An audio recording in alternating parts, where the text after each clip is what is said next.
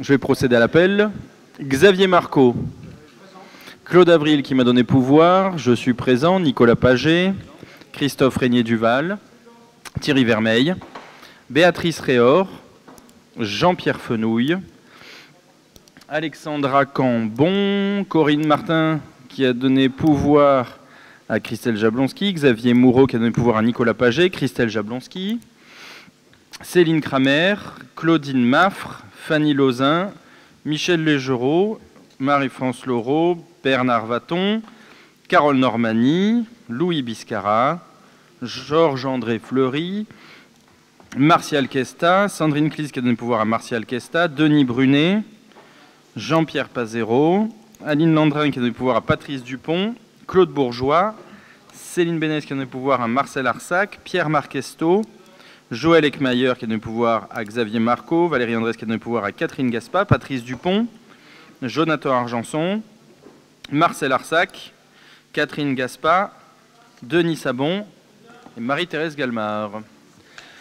Le quorum étant atteint, je vous propose de désigner Xavier Marco comme secrétaire de séance. Est-ce que tout le monde est d'accord? Oui, tout le monde est d'accord. Parfait. Vous avez été destinataire du procès-verbal du 7 avril 2025. Est-ce qu'il y a des remarques, chers collègues? Non? Pas de remarques, on passe au vote.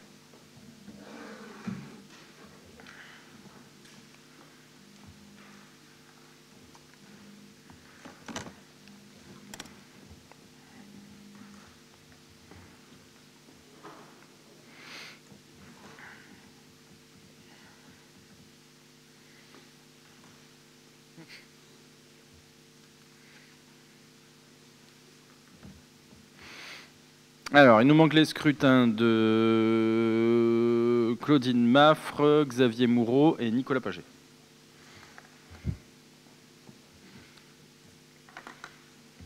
Ouais, ça va. Et je pense que vous pouvez fermer l'urne, à mon avis. Alors, 37 votants, 33 votes, 29 pour, 4 abstentions. Le dossier est adopté. Je vous en remercie. Dossier numéro 1.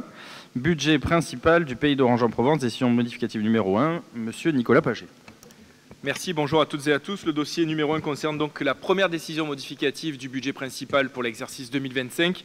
Quelques modifications qu'on a commentées en commission des finances et que je vous propose de synthétiser. On enregistre des recettes supplémentaires pour 1 million d'euros dans le budget de fonctionnement, à savoir 541 000 euros dans le chapitre 73, fiscalité locale, notamment sur les impôts directs locaux, un peu plus de fractions compensatoires de la TFPB, et puis un peu plus également de compensation au titre de la contribution économique territoriale. C'est 1 million de recettes supplémentaires, 70% partent en virement à la section d'investissement. Le reste est ventilé dans les chapitres de fonctionnement au 011, au 014 et au 65, en réserve de ces chapitres-là pour subvenir aux dépenses de cet exercice.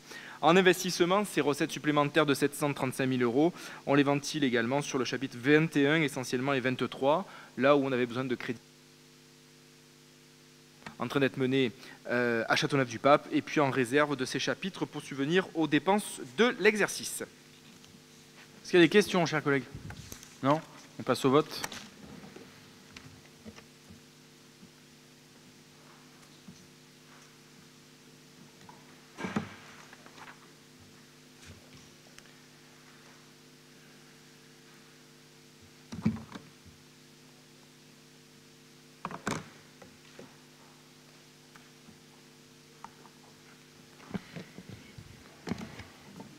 Oui. Ça a été validé ou pas? Vous vouliez voter, vous abstenir? Est-ce que, s'il vous plaît, vous pourrez modifier dans le procès-verbal qu'il y a eu une erreur de vote et que Monsieur le maire souhaitait s'abstenir, s'il vous plaît, Monsieur Biscara? Et après, on est bon. Alors, 37 votants, 33 votes, 25 pour cette abstention, enfin 8, le dossier est adopté. Je vous en remercie. Dossier numéro 2, toujours Nicolas. Le dossier suivant est une délibération d'ordre purement comptable, puisqu'il s'agit de reprendre la délibération que nous avons déjà prise dans le cadre du passage à la M57 pour fixer les durées d'amortissement et de dérogation à la règle d'amortissement au prorata temporis. Et donc nous avons rajouté quelques éléments que nous n'avions pas pris en considération lors de la précédente délibération, et notamment des comptes que nous n'utilisions pas jusqu'à présent, mais dont nous avons usage pour la suite de l'exercice. Est-ce qu'il y a des questions? On passe au vote.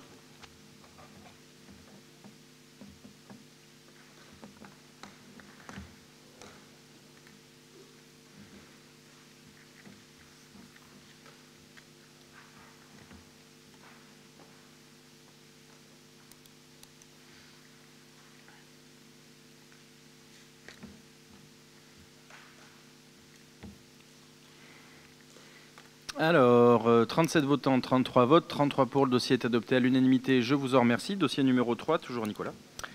La première décision modificative du budget annexe gestion des déchets, deux mouvements principaux. Le premier mouvement principal, c'est des recettes complémentaires dans le chapitre de fiscalité pour 35 000 €, et puis dans le chapitre 75, autres produits de gestion courante qui correspondent à des remboursements d'assurance. Et ces 39 000 € de recettes, on les ventile au chapitre 11, le chapitre à caractère général, sur la section fonctionnement. En investissement, pas de mouvement significatif, si ce n'est une ventilation des crédits du chapitre. Je vous rappelle que les crédits au 21, c'est des investissements qui sont réalisés et terminés dans l'année. Est-ce qu'il y a des questions, chers collègues? Non? On passe au vote.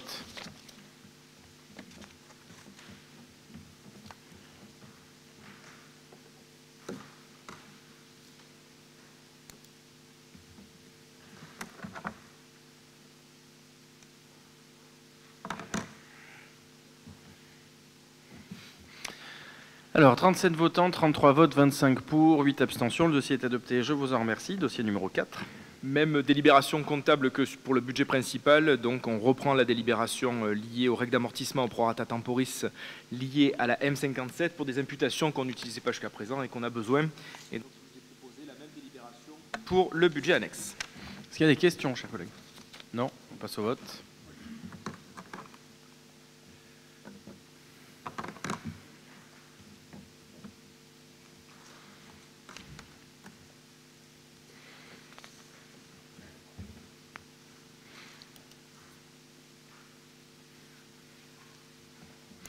Alors, 37 votants, 33 votes, 33 pour. Le dossier est adopté, je vous en remercie. Dossier numéro 5, toujours Nicolas.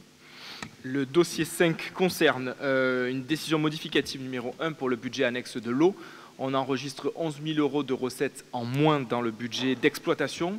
Et donc, on vient diminuer d'autant en dépenses d'exploitation la virement à la section d'investissement pour équilibrer cette section. En section d'investissement, on a donc 11 000 € de recettes en moins, mais qui sont compensées par une subvention d'investissement du département qui vient compenser donc cette baisse de recettes et une subvention pour 13 425 €. On a donc un delta de 2 500 € qu'on vient ventiler en dépenses d'investissement. Est-ce qu'il y a des questions, chers collègues? Non? On passe au vote.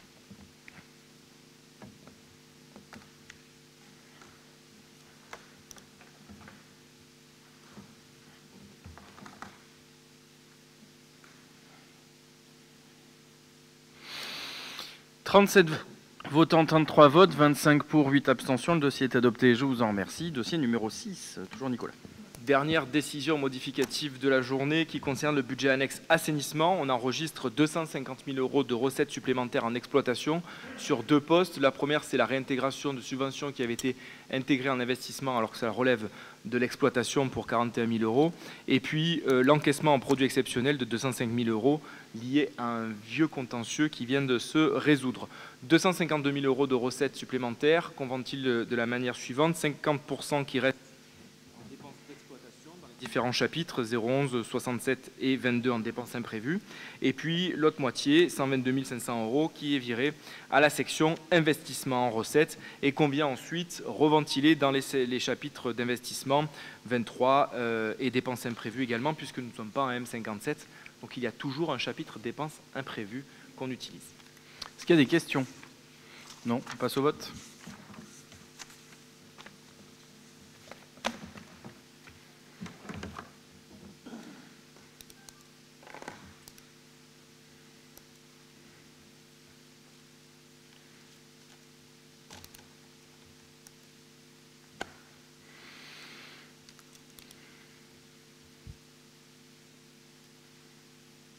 Il manque le scrutin de M. Légereau, s'il vous plaît, chers collègues. C'est bon. 37 votants, 33 votes, 25 pour, 8 abstentions. Le dossier est adopté. Je vous en remercie. Dossier numéro 7, marché de traitement des ordures ménagères résiduelles. Donc c'était un contrat qu'on a lancé pour 2 ans reconductible 1 an. Et c'est Suez qui a décroché le marché. Est-ce qu'il y a des questions sur le sujet? Non? On passe au vote.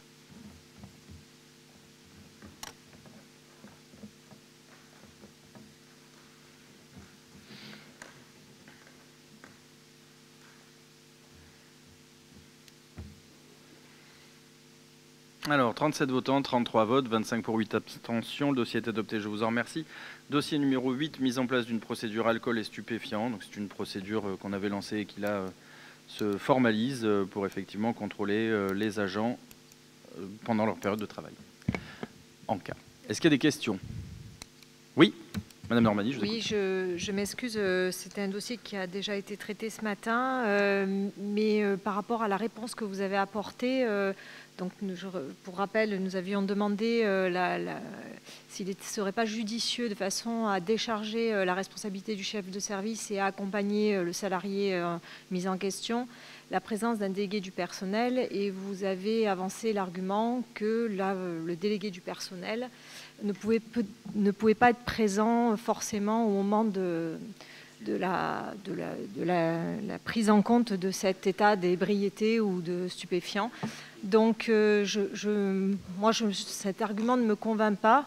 Je pense que c'est important d'observer que quelqu'un qui connaisse un petit peu la législation du travail soit présent. Alors, soit peut-être, ça peut être quelqu'un d'autre, que vous proposiez quelqu'un d'autre, la police municipale ou le cabinet RH, le responsable RH de la mairie. Mais voilà, ça me semble important que dans une question qui met en cause un salarié sur un fait grave, il y ait un accompagnement juridique pour le flagrant délit. Oui, on n'est pas d'accord parce qu'en fait, c'est ce que j'ai déjà dit à votre collègue ce matin, c'est que si on a un agent qui est en état d'ébriété sur son lieu de travail, alors là on est sur l'interco. Ce matin j'ai pris l'exemple des manifestations. Cet après-midi on a l'interco, donc je vais prendre l'exemple d'un interco.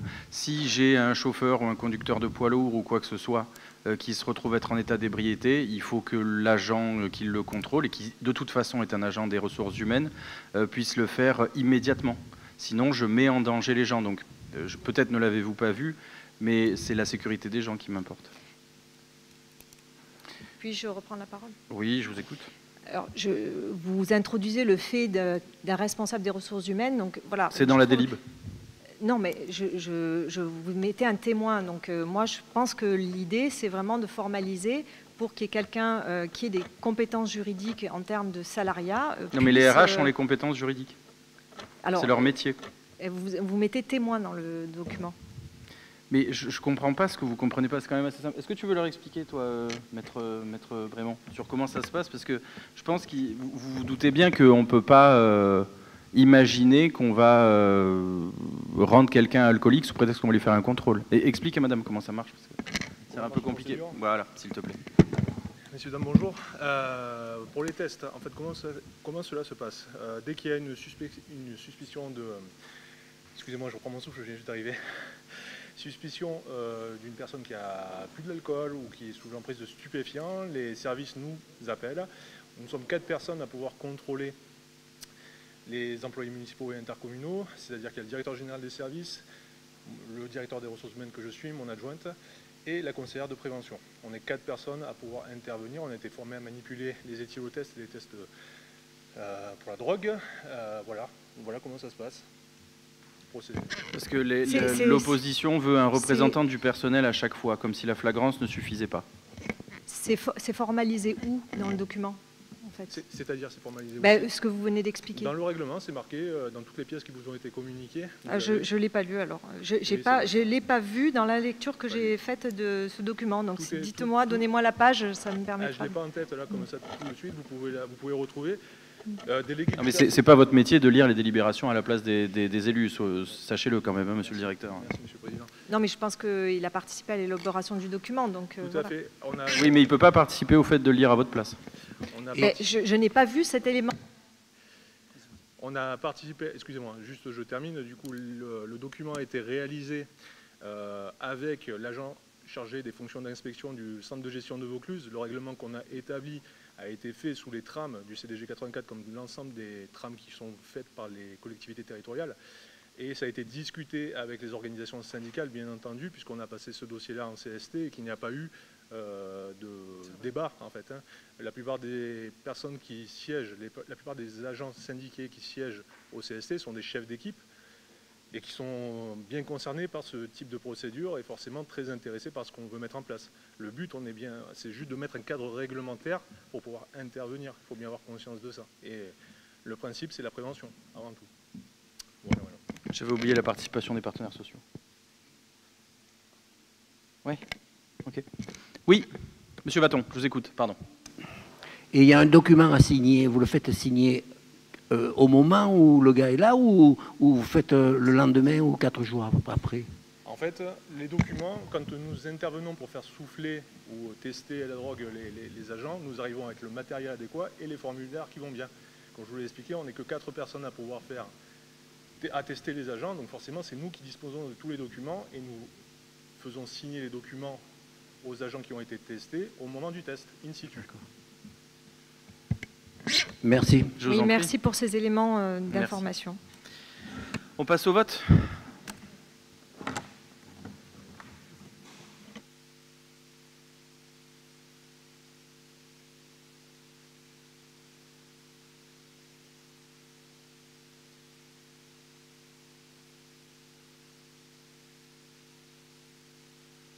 Alors, 37 votants, 33 votes, 33 pour unanimité, je vous en remercie. Dossier numéro 9, convention de gestion entre le Pays d'Orange en Provence et la mairie de Châteauneuf-du-Pape. C'est sur la gestion des espaces verts qui seront rétrocédés, enfin sous la responsabilité de la ville de Châteauneuf-du-Pape, une fois que le parking sera terminé. Est-ce qu'il y a des questions? Ce qu'on appelle une convention de superposition. On passe au vote. C'est un parking qui avance bien. Je le dis même si Claude n'est pas là pour le rassurer.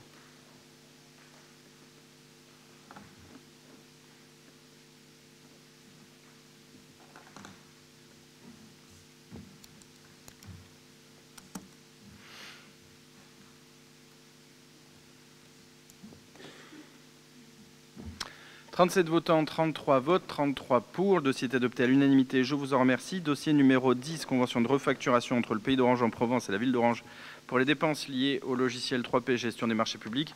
Même sujet que ce matin. Grosso modo, 100 marchés publics à l'Interco par an, 100 marchés publics par an à la ville. Et donc, du coup, vous avez vu la clé de répartition, 50-50, c'est assez cohérent. Voilà. Est-ce qu'il y a des questions, chers collègues?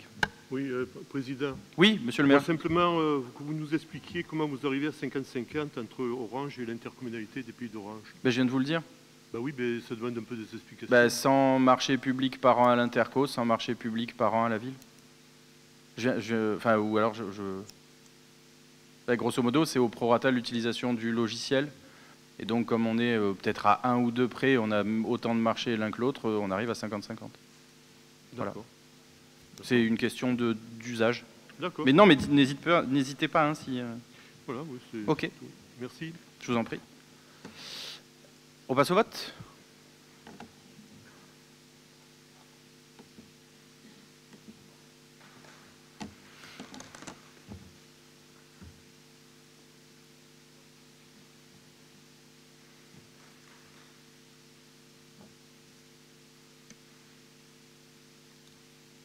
Alors, 37 votants, 33 votes, 33 pour, dossier adopté à l'unanimité, je vous en remercie. Dossier numéro 11, alors ça m'affiche Christophe, c'est toi, hein? Ah, c'est Nicolas? Bon, d'accord, ok. Bon, alors Nicolas. Non, c'est Christophe? Bon, ça marche. Allez, j'y vais. Donc, dossier 11, dossier attractivité pour le contrat de ville d'Orange qui a été reconduit l'an dernier, en 2024. Et donc, on retrouve le subventionnement pour les volets emploi et développement économique dans ce contrat de ville pour les 2 partenaires que vous connaissez, liés à l'acteur Initiative Terre de Vaucluse, donc pour Citélab, 6 500 €, et pour l'espace travaillé partagé à l'EG pour 7 000 €. Est-ce qu'il y a des questions, chers collègues? Non? On passe au vote.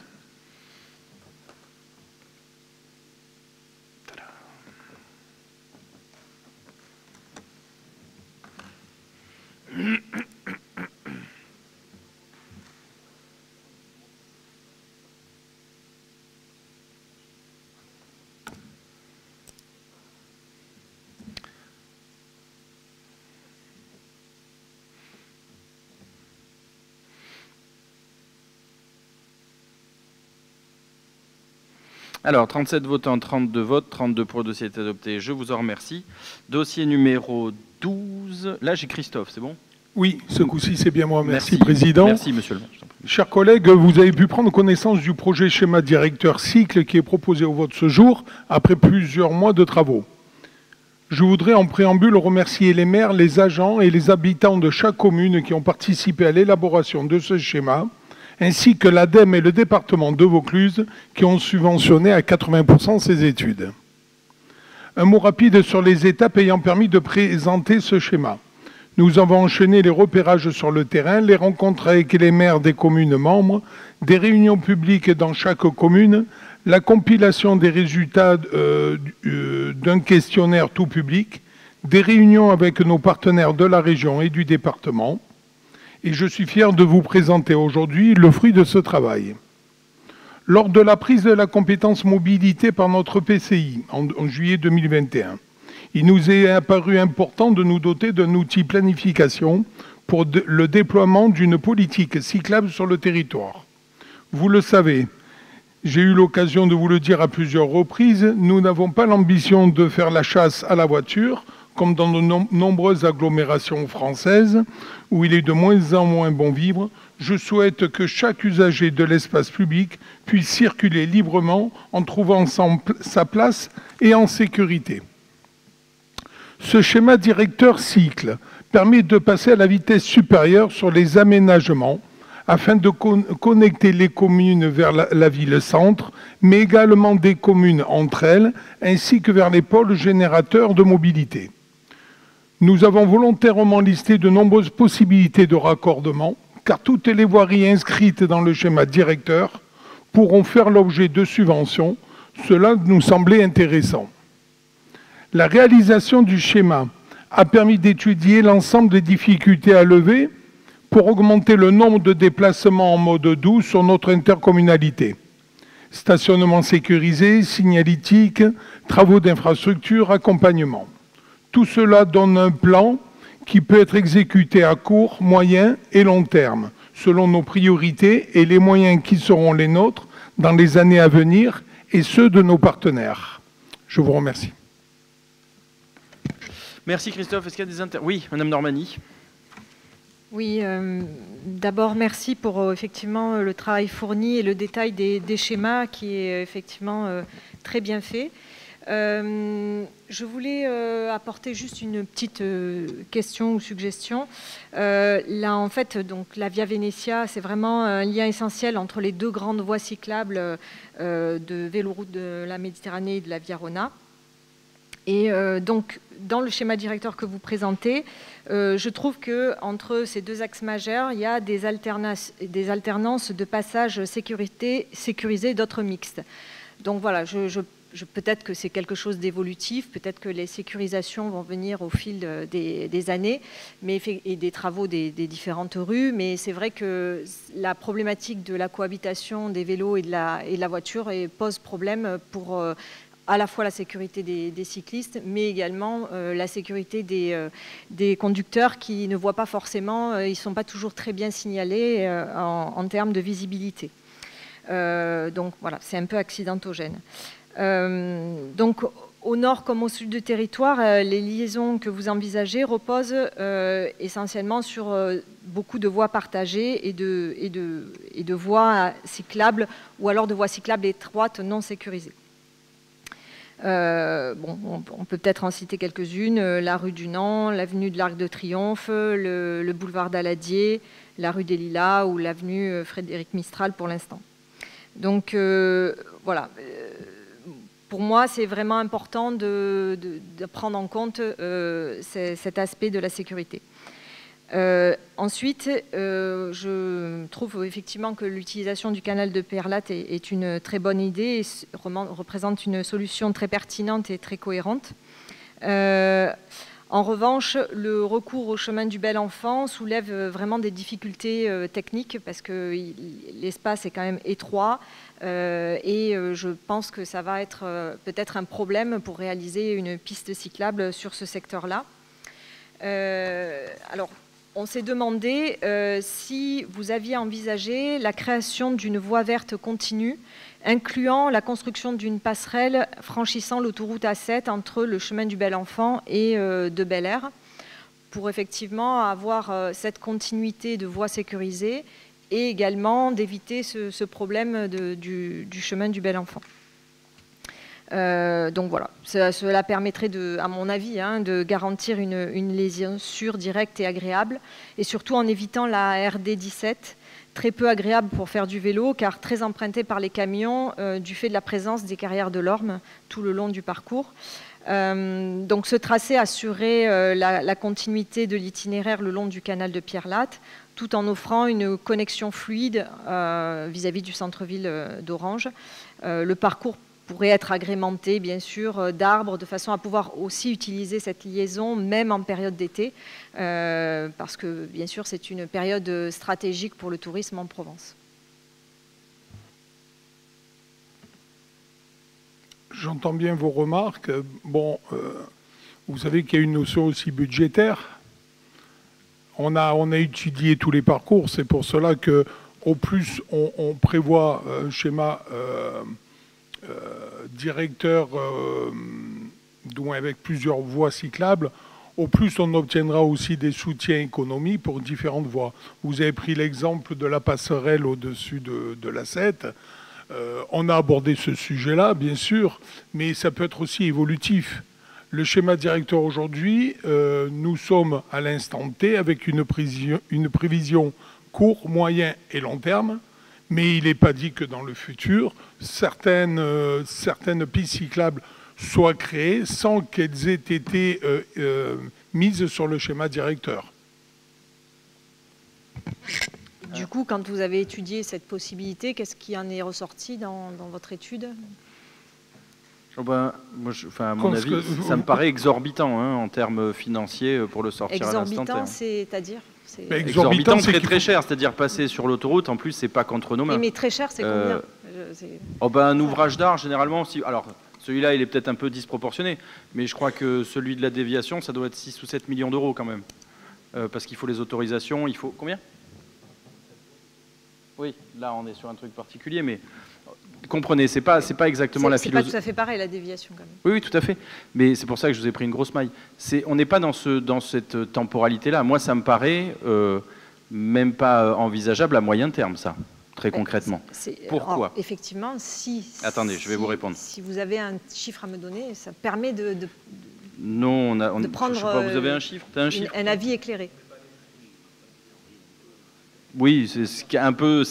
Le bon sens nous promet ça un peu impossible, ça c'est évident. Le bon sens. Je veux dire, oui, je sais que vous savez pas ce que c'est. Très je me doutais que vous saviez pas ce que c'était. C'est dommage, oui, non mais ça tient pas debout. Comprenez. Je vais essayer de vous le tourner autrement. Il faut que vous compreniez comment ça fonctionne une collectivité. Ce qu'on essaye de faire, c'est d'avoir quelque chose de réaliste et à notre portée. Donc du coup, c'est pareil, vous commettez un peu des erreurs. Ce schéma-là, parce que vous confondez à chaque fois le conseil municipal et le conseil communautaire, il ne s'agit pas que d'emmener les gens à Orange, comme vous l'avez dit. C'est vos propos. On veut amener les gens sur les 5... Réécoutez, si vous vous écoutez même pas, c'est quand même un peu problématique. Le but, c'est de drainer les 5 communes. Bon.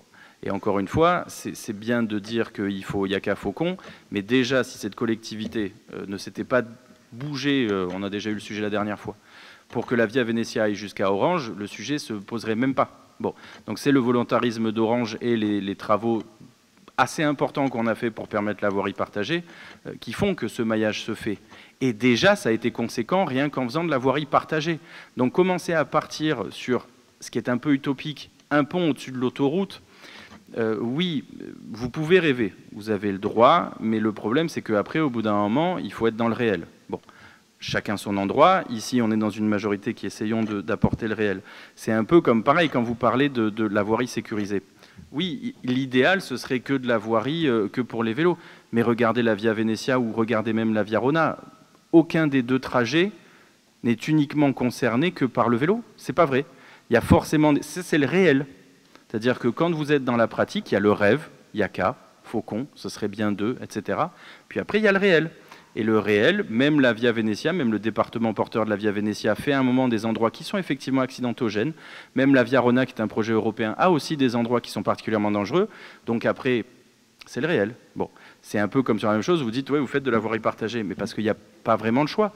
Ou alors l'autre choix, ce serait par exemple, surtout dans la zone dans laquelle on est, qui est quand même facilement inondable, ce serait qu'on buse les bords de voirie pour élargir. Ce serait complètement dangereux.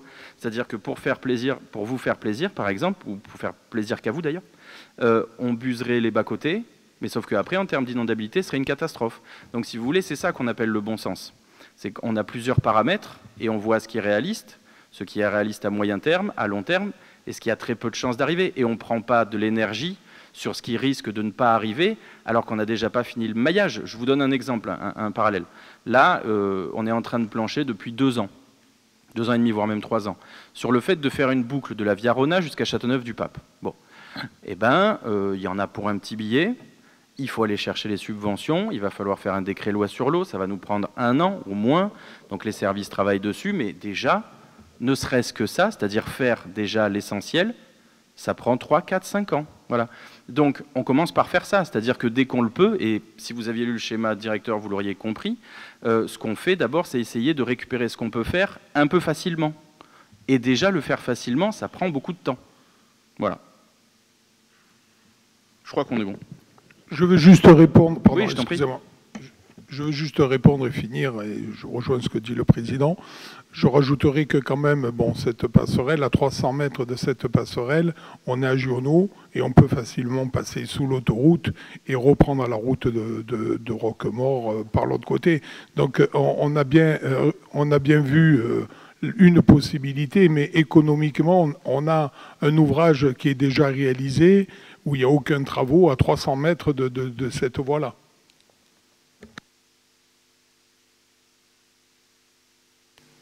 Oui, c'était bien mon propos. C'était effectivement qu'on rejoint la route de Roquemaure qui est très peu propice à la circulation des cyclistes. Donc voilà, c'était l'objet de cette remarque.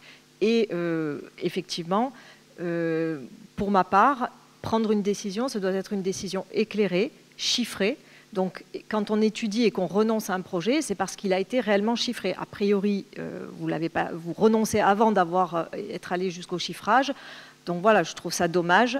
Et voilà, j'aurais simplement, pour moi, la bonne gestion, c'est pouvoir arbitrer sur du factuel et du chiffre.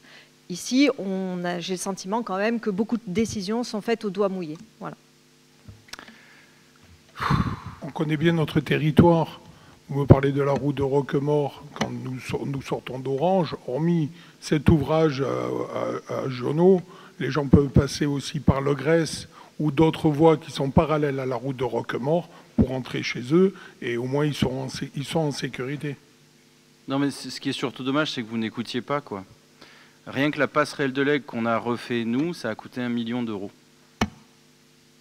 Donc, essayez de le comprendre. Je vais me répéter, c'est quand même dommage, hein. Ce qu'on fait, c'est ce qui est urgent, c'est-à-dire le maillage du territoire.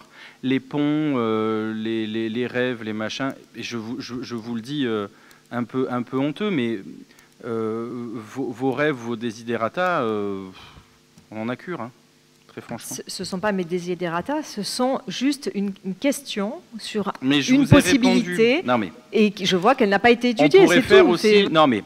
Des questions et des possibilités. On pourrait faire aussi un téléphérique entre Courthézon et Châteauneuf-du-Pape, ça pourrait être patient. Mais c'est vrai qu'on ne l'a pas chiffré. Bon, on commence par ce qui est important. On peut quoi? On peut chiffrer l'enfouissement de l'autoroute, oui, c'est pas une mauvaise idée non plus.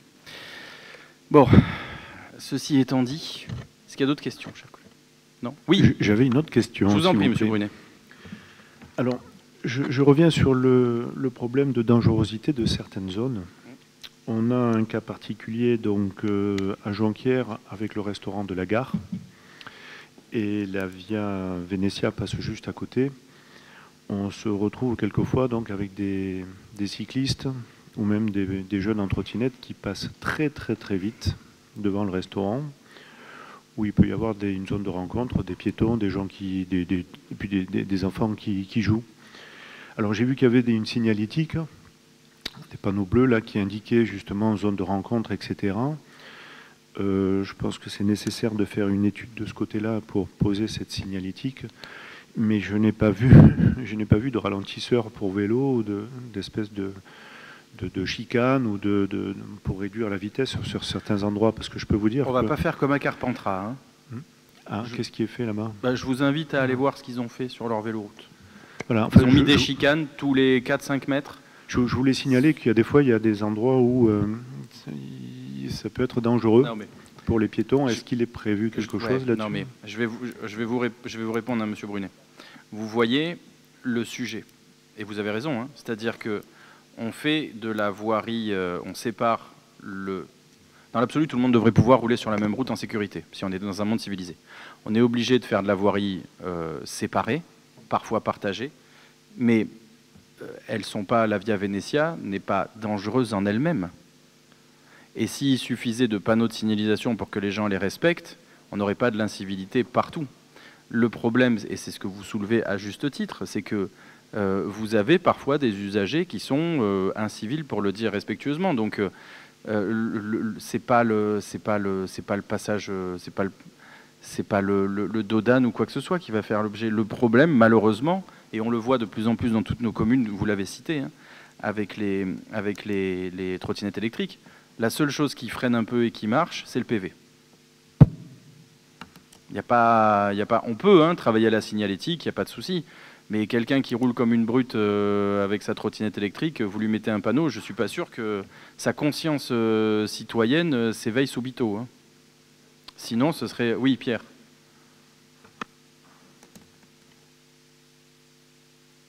Oui. Qui lui-même est usager de trottinette électrique. En fait, ce qu'il faut savoir, c'est qu'il y a quand même un syndicat de la Via Venezia. C'est lui qui gère tout ça. Et il le gère, mais il ne le gère pas du tout, en fait, parce que c'est tout le département qui gère la signalétique. Mais alors, la totalité de la signalétique, c'est le département. Donc, nous, on peut peut-être faire remonter au département, mais c'est tout ce qu'on peut faire. Et le cas de la gare à Jonquière est souvent cité, et pas que. Mais on transmettra, il n'y a pas de problème. Est-ce qu'il y a d'autres questions? Bon, très bien. On peut passer au vote.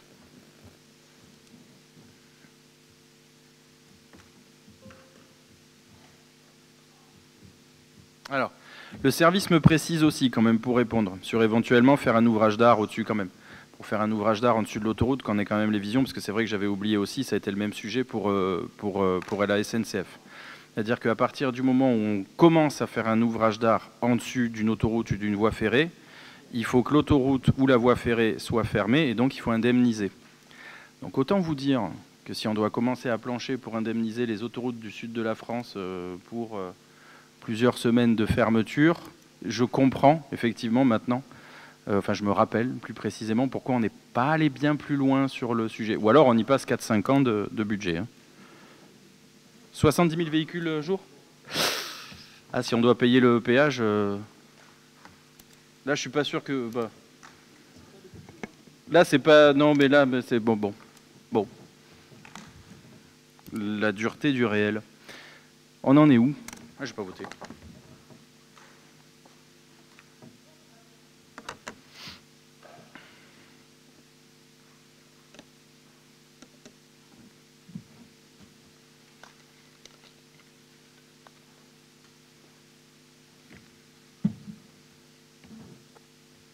Alors, 37 votants, 33 votes, 31 pour, 2 abstentions. Le dossier est adopté, je vous en remercie. Dossier numéro 13, du coup, Thierry Vermeil. Merci Président, bonjour chers collègues. Il s'agit d'approuver la convention d'objectifs et de moyens avec le Centre pour l'environnement et le développement des énergies renouvelables, le CEDER, au titre de l'animation du service public de la rénovation de l'habitat SPRH 2025. Ce programme, piloté par l'État, préfet de région, et coporté par la région Sud-PACA pour une déclinaison locale, a été modifié en 2024. Le département ne pilote plus le déploiement de la mise en œuvre des actions du programme et n'assure plus l'exécution financière. L'ANA a approuvé le 13 mars 2024 un nouveau programme d'intérêt général nommé Pacte territorial France Rénov. et précise un nouveau mode de financement des services publics de la rénovation de l'habitat porté par les collectivités territoriales. L'enjeu est de continuer d'offrir un service public d'accompagnement des particuliers et des professionnels, entreprises du petit tertiaire, allant du conseil, de l'information au suivi de travaux de rénovation globale dans un objectif de massification de la rénovation énergétique du territoire.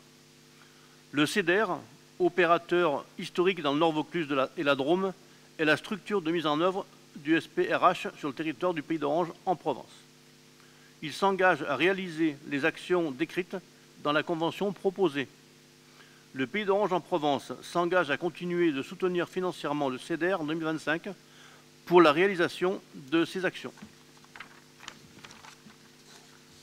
Je ne vais pas faire une mauvaise blague, je sais pas ce que ça va donner avec ma prime Rénov qui a disparu. Ça va être un peu compliqué.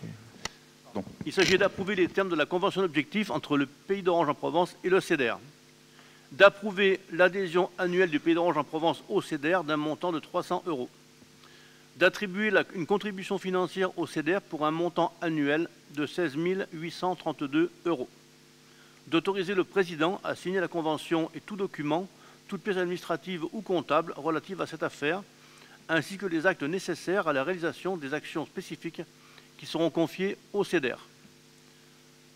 10 sur le fonds nécessaire seront prélevés par le budget en cours aux natures et fonctions prévues à cet effet. Est-ce qu'il y a des questions, chers collègues? Bon. Excuse-moi, je t'ai cassé la dynamique avec ma blague sur ma prime Rénov. Juste un chiffre. Il faut savoir que l'enveloppe budgétaire consacrée à ceci est de 33 663 €.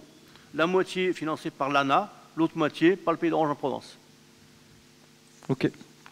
Voilà, Président. Bon, pas de questions? On passe au vote.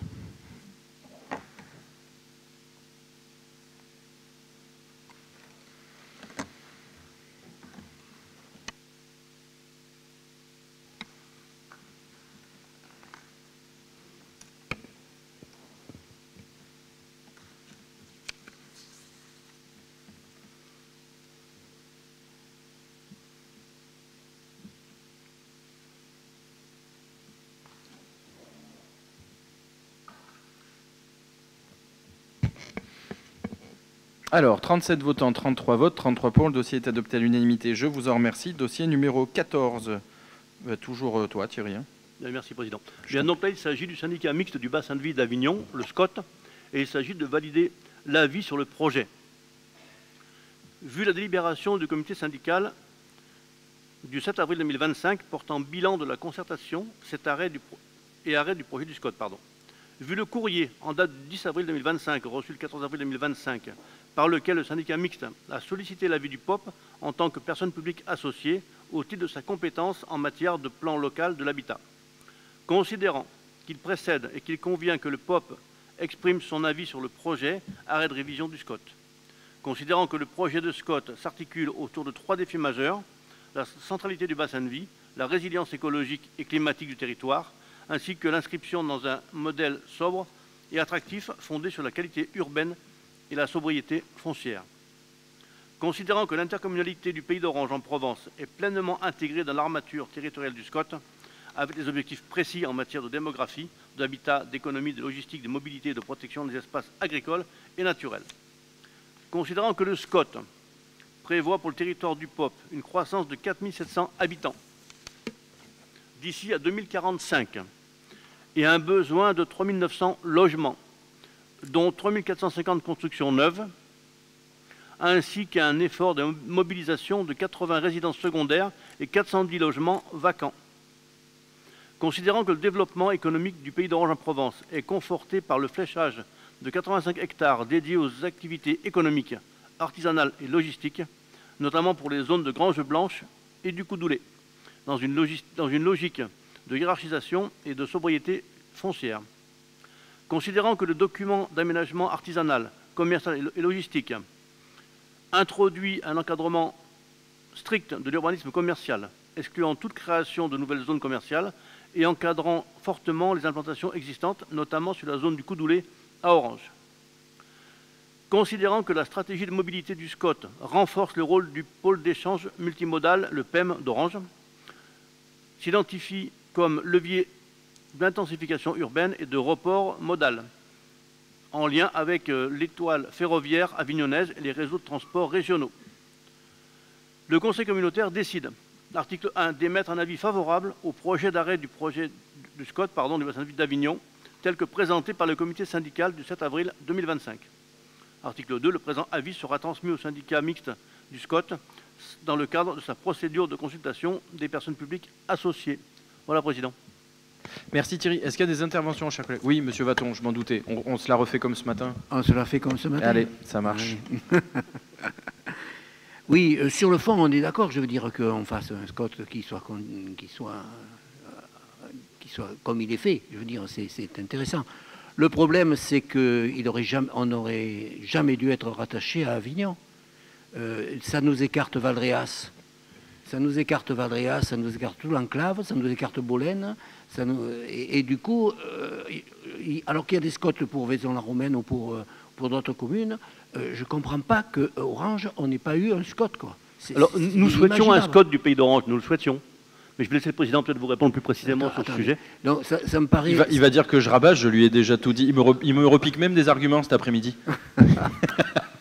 C'est les arguments que j'avais dit. Hein. C'est les arguments que j'avais dit. Donc nous, sur ce dossier, sur le fond, le SCOT, c'est intéressant et il semble bien établi. Mais sur ce dossier, donc, nous nous abstiendrons, nous ne voterons pas pour. Alors, je vais effectivement... désolé hein, pour ceux qui étaient là ce matin, vous allez avoir une redite. Plusieurs choses. Je souscris tout à fait à ce que vous avez dit, hein, Monsieur Vaton.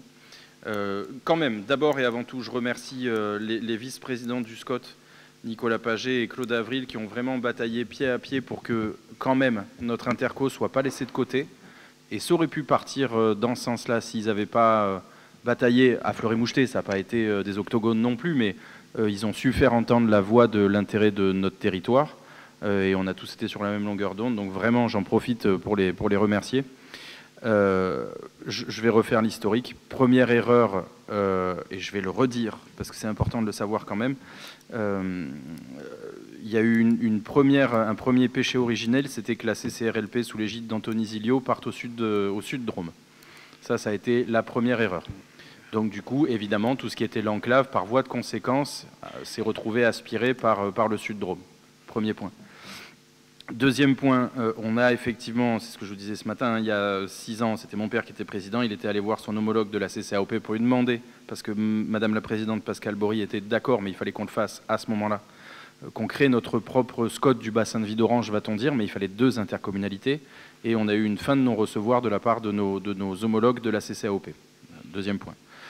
Troisième point, là aussi, j'aurais préféré, par exemple, que la région et le département, dans ce cadre-là, incite plus encore le département, c'était Maurice Chabert à l'époque, incite plus la CCRLP à rester, c'est pas parce qu'on n'est pas de la même coloration politique que le territoire ne reste pas ce qu'il est, surtout celui du nord-est du Vaucluse. Bon, ça n'a pas pu être suivi d'effet, je le regrette, je pense que c'est une opportunité manquée pour l'intégralité du Nord Vaucluse. Maintenant, dans ce contexte-là, on est quand même arrivé à travailler avec nos voisins de la Casque et de la... On dit plus la Coga, le Grand Avignon, et du Grand Avignon. Si, on dit la Coga. Ouais. Ah, c'est une agglo maintenant, non? Oui, Coga. Ça fait Caga, du coup. je parle aux provençalistes, pardon, c'est pas très sympa. Mais, pardon. Et donc, du coup, je pense qu'effectivement, là, en termes de gestion de notre département, il y a eu une opportunité ratée. Et ce qui fait que nos collègues qui sont vice-présidents au SCOT se battent pour qu'on puisse ouvrir, encore une fois, c'est pas brutal, mais ils vont chercher avec les dents les mètres carrés qu'on arrive à ouvrir pour les entreprises alors qu'on est un carrefour européen. Et qu'on est un carrefour européen du fait d'Avignon, hein, parce que Avignon ne voulait pas que le croisement des autoroutes A7 A9 se fasse au niveau d'Avignon. Donc en plus, Orange a un intérêt stratégique territorial, c'est un carrefour européen.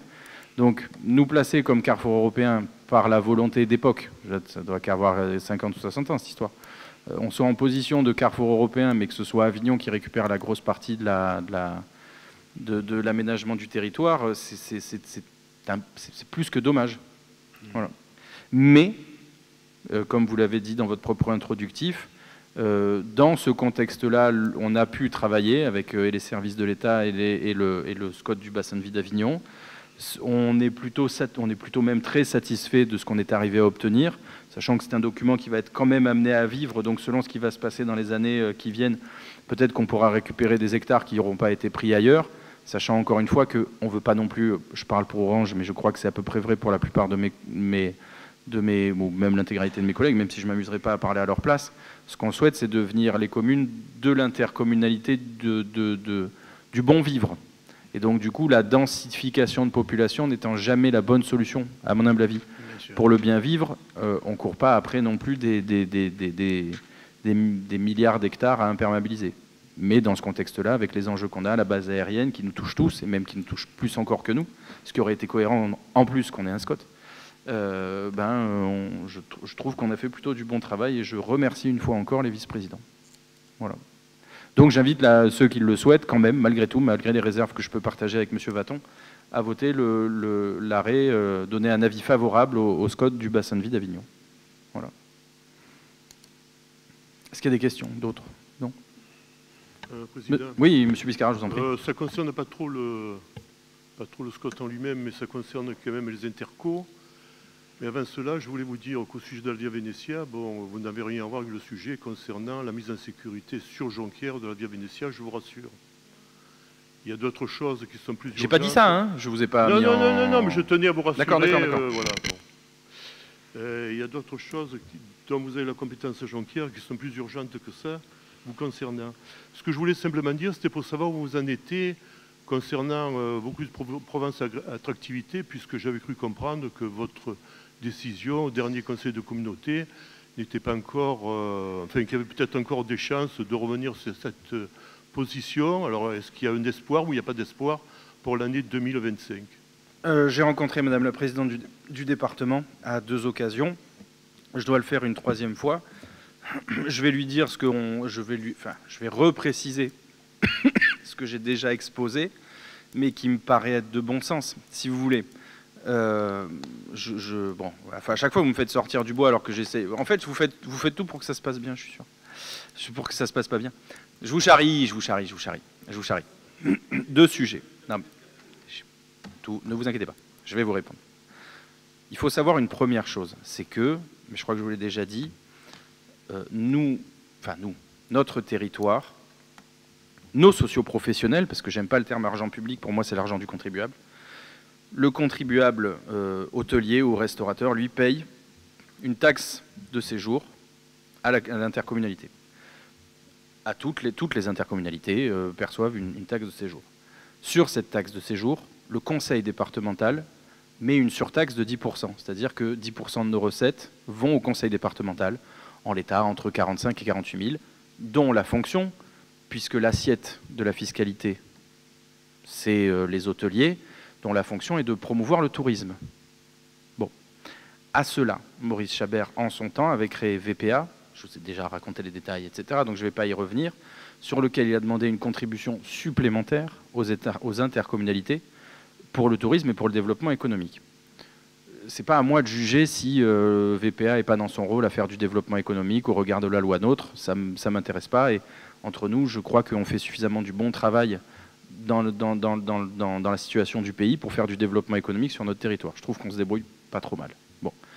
Mais la partie touristique, je vous l'ai déjà dit plusieurs fois, me paraît lacunaire, pour rester poli. Bon. Ce qui est embêtant, pourquoi on n'a pas payé, c'est parce qu'on paye depuis un certain nombre d'années, et que moi, pour le coup, je vais parler que de moi, quand je reçois de la documentation de VPA, n'est pas mise en avant le Vaucluse de Pertuis jusqu'à Valréas, mais mis en avant VPA. Je ne pense pas que nos hôteliers, qu'on fait payer 2 fois finalement, parce qu'en fait on les fait payer une première fois par la taxe de séjour et une deuxième fois parce qu'il y a une partie de notre fiscalité qu'on reverse volontairement et traditionnellement, mais qui représente au moins autant que ce qu'on paye en fiscalité. On fait payer le contribuable 2 fois pour un résultat qui n'y est pas. Je le mets, moi je ne pensais pas que ça allait faire autant de bruit, mais j'ai plein de socioprofessionnels qui ne savaient même pas ce que c'était VPA. Donc si vous voulez, ça pose question aussi. Bon, donc et normalement, VPA, c'est pas un artefact, mais c'est quelque chose à qui on a délégué une compétence qui relève du conseil départemental, et pour lequel le conseil départemental perçoit déjà une taxe. Bon. Donc, je n'aime pas la fiscalité en cascade. Bon. Donc, de deux choses l'une, soit on se met autour de la table et je dis, ben voilà, deux points, ouvrez les guillemets, quand vous faites de la promotion du vélo, ne parlez pas comment ça s'appelle ? Ne parlez pas de la vallée du Rhône pour nous. Vous ne voulez pas mettre en avant le Pays d'Orange, pas de problème. Mais à 45 ou 48 000 euros de cotisation par an, j'espère quand même qu'ils sont en mesure de proposer un marketing territorial, même si je l'ai pas. Ou alors j'ai le devoir de me questionner en tant que coordonnateur pour savoir pourquoi il n'y a pas de marketing territorial, et leur dire j'attends de votre part plus de marketing territorial, mais pas que du mien. Je suis désolé, hein, je vais enfoncer le clou, mais regardez la documentation ou les réseaux sociaux. Déjà, on ne peut pas dire qu'il y en ait des masses, mais c'est Luberon-Avignon. J'aime beaucoup le Luberon. J'aime beaucoup Avignon. J'ai un amour immodéré après ma patrie pour mon département. Mais le nord du Vaucluse, ça existe. Valréas, ça existe. La zone du Ventoux, alors le Ventoux, ils en parlent un peu, mais Vaison-la-Romaine, ça existe aussi. Je caricature, je grossis un peu le trait, mais si vous voulez, on a la chance d'habiter dans un département qui est un carrefour européen et avec des socioprofessionnels qui se démènent dans un contexte qui est particulièrement compliqué. Et j'estime qu'on a un résultat particulier envers eux, parce que très franchement, si les socioprofessionnels, déjà que le monde agricole souffre, et pas qu'un peu, si les derniers socioprofessionnels qu'on a qui font de l'accueil ne sont pas épaulés par des institutions pour lesquelles on reverse de la fiscalité, c'est quand même un peu embêtant. Donc, et en plus, les réponses que j'ai eues étaient plutôt brutales. C'est-à-dire, moi, j'envoie un courrier en disant, voilà, écoutez, je ne suis pas très satisfait, je ne suis pas sûr qu'on repaye cette année. Enfin, j'ai eu des... Enfin, je ne vais pas trahir le secret, enfin bon... Mais il y a eu c'était pas des méthodes. S'adresser à tel ou tel socio-pro ou vouloir mobiliser telle ou telle association pour dire ah bah c'est pas bien machin. Et puis surtout quand on gratte, c'est pas terrible. Quand on gratte, entre nous par exemple, qu'on mette de côté ou qu'on dise au syndicat de Châteauneuf-du-Pape, on veut vous mettre de côté parce que le Pays d'Orange en Provence paye plus de cotisations. D'accord, mais c'est déjà pas connaître l'appellation, parce que l'appellation c'est 5 communes. Donc même si nous on paye pas, même si on met de côté les 45 000 euros qu'on verse ou 48 000 euros qu'on reverse au département, l'appellation c'est 5 communes, et Sorgues et Bédaride, ils sont dans l'appellation. Et moi, c'est pas comme ça que je ferai. Je rencontrerai l'ordonnateur, je dirai voilà, écoutez, qu'est-ce qu'on peut améliorer, comment ça peut se passer, quels sont les axes qui vous intéressent, parce que quand j'ai rencontré la présidente, elle me dit mais vous trouvez qu'on n'en fait pas assez pour le développement économique? Je dis non, et puis je vais vous parler très franchement, madame la présidente, on n'a pas besoin de vous. Pour le développement économique, c'est très bien, si vous pouvez nous proposer, on est preneur, mais on a plutôt un autre problème, on a plutôt un déficit de foncier. Donc on n'a pas un problème mais je lui dis par exemple, en revanche, et ce qui devrait être le cœur du réacteur, le développement touristique, l'attractivité touristique, mais pas que du Pays d'Orange en Provence, en plus de tout le Vaucluse, je trouve qu'on n'est pas au rendez-vous. Peut-être que je me trompe, mais très franchement, j'y suis pas fermé. Pour le moment, on ne m'a pas opposé d'arguments, on m'a opposé, je ne vais pas dire du chantage, c'est un bien grand mot, mais on va dire une pression, mais on ne m'a pas opposé d'arguments en disant mais non, mais regardez, là vous vous êtes trompé, là vous êtes trompé, là vous êtes trompé. Et je vais vous reciter l'exemple, c'était il y a un an et demi, où j'avais commencé déjà à faire part de mon mécontentement à Fleury-Moucheté au conseil départemental, où je leur dis vous adoptez un projet plan vélo, je vais vous redire ce que je vous ai dit, vous parlez du Ventoux, vous parlez du Luberon, mais vous parlez alors qu'on est la seule jonction entre la Via Rona et la Via Venetia, donc on est un point d'entrée pour les véloroutes sur le Vaucluse, et qu'on veut, mais je ne demande pas à ce que tous les mecs qui prennent la Via Rona s'arrêtent à Orange et n'aillent pas dans le reste du département. Je serais ravi qu'ils aillent jusqu'à Velleron, ça ne me pose pas de problème. Mais si vous voulez faire venir les gens et que le Vaucluse se serve de cette amarre qu'on a posée en faisant des infrastructures, parce que quand même on en a mis pour 6 millions d'euros sur les quelques années qui viennent se passer en termes de véloroute, soyons votre point d'amorce, mais pour ça, dégagez une identité, un marketing qui soit alléchant pour le cyclotouriste. Vallée du Rhône. Valence, c'est Vallée du Rhône. En plus, si vous voulez pas mettre la ville d'Orange en avant, si ça vous défrise, ça machin, parlez de l'appellation de Châteauneuf-du-Pape. C'est une appellation mondialement connue. C'est pour moi le meilleur des vins au monde. Je vais me faire taper par les uns et les autres, mais ne mettez pas Vallée du Rhône. déjà commencer par ça. Bon, je n'ai toujours pas alors, ça n'empêche pas que, encore une fois, je vous le répète, je vais rencontrer une troisième fois Madame la Présidente du Conseil départemental, je verrai les autorités, mais je trouve qu'on s'assoit sur des trésors qu'on a. Voilà. Oui, Madame Normani, je vous écoute. Et vous pensez qu'en sortant du dispositif, vous allez pouvoir peser plus sur les choix qui vont être faits en termes de communication sur notre territoire? Je pense qu'en ayant payé depuis plusieurs années et en ayant dit de manière gentille que c'était pas forcément comme ça qu'il fallait faire, j'étais pas entendu, manifestement, je suis plus entendu maintenant en tout cas. Pour le moment, ils en font pas plus, mais au moins tout le monde est au courant. Hein. Donc ça veut dire que vous allez peut-être rester? Non, pour le moment, on n'est plus dedans. D'accord, vous êtes sorti. Oui. Ok. Ça fait plusieurs mois quand même. On en a parlé plusieurs fois de ça. Hein. Je sais bien, mais vous confirmez que vous sortez de VPA? Oui, alors, je ne sais pas comment vous pensez qu'il faut gérer la fiscalité. Moi, je pense que ce n'est pas mon argent. C'est l'argent du contribuable, comme je l'ai dit. Donc, si, en plus, c'est même pas une cotisation obligatoire. S'il y a, entre guillemets, un retour, même pas sur notre investissement, mais sur l'investissement des sociopros, pas de problème. Pour moi, j'estime que les socioprofessionnels, qui sont nombreux quand même sur notre territoire, ne sont pas représentés comme il le faudrait. Moi, je pense qu'il vaut mieux rester à l'intérieur d'une structure pour essayer de peser et de faire bouger les lignes. Ouais, il faut vraiment à chaque fois que je répète 25 fois les mêmes trucs. Hein. Non, c'est juste que j'apporte une petite précision. Oui, d'accord. J'apporte une petite précision. C'est pas parce que vous répétez plusieurs fois la même chose que vous avez plus raison. Je peux terminer? J'apporte juste une petite précision. Mais c'est toujours un peu la même chose. Nous avons en Vaucluse 4,8 millions de visiteurs touristiques. D'accord? 4,8 millions. Il y en a 200 000 qui visitent le théâtre antique, ce qui fait 4%. Enfin, vous pensez bien que je pense que en restant isolé, seul, nous n'allons pas améliorer ce chiffre. Non mais, en fait, je pense que vous n'avez pas pris la mesure des problématiques touristiques à Orange. Non, je pense que avec ce qu'il y a dans le Vaucluse, qu'on arrive à capter 4%, c'est quand même assez énorme, surtout la période. Mais avec un monument classé à l'UNESCO. Encore une fois. On connaît votre logorée, vous êtes une digne macroniste, vous aimez gaspiller l'argent public, ça n'est pas mon cas. Il n'empêche, ça fait 6 ans que je dis ce que je dis, il n'y a pas eu de suite. Aujourd'hui, on me dit non, mais il faut qu'on discute. À vous de voir si c'est la mauvaise méthode. Moi, je trouve que c'est plutôt la bonne. Hein. Là, on propose de discuter. Allez, allez, on passe au vote. Allez, on passe au vote.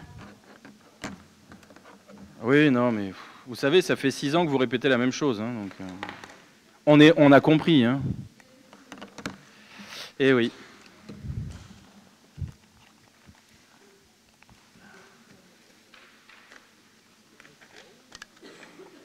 Non. Mais non. T'es sûr? Oh non, on ne dit pas ça. Alors, 37 votants, 34 votes, 31 pour, 3 abstentions. Le dossier est adopté. Je vous en remercie. La séance est levée? La séance est levée. Merci à tous.